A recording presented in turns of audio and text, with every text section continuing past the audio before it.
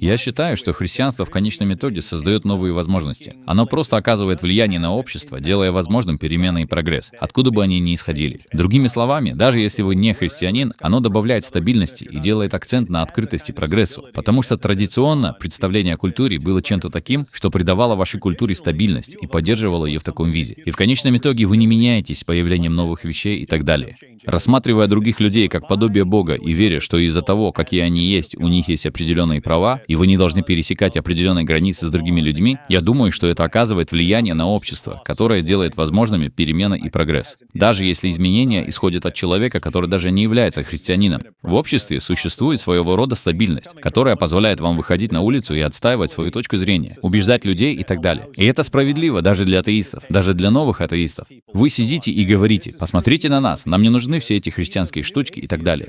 Возможно, единственная причина, по которой вы можете находиться в таком положении, в котором находитесь, заключается в том, что вы находитесь в христианском обществе, которое построено таким образом, что позволяет таким людям, как вы, даже тем, кто не согласен с христианами, спорить о христианстве, критиковать его и так далее. Возможно, общество развилось до такой степени, что единственная причина, по которой вы можете выступать против христианства, заключается в том, что христианство поддерживает определенные ценности, которые позволяют вам процветать таким образом. Итак, люди, которые говорят: «Эй, мы можем сделать все лучше и по-своему, и мы не христиане, и нам не нужно христианство». Я думаю, что это люди, которых поддерживает христианское общество. И когда они нападают на него, они не понимают, что в некотором роде обрекают себя на гибель.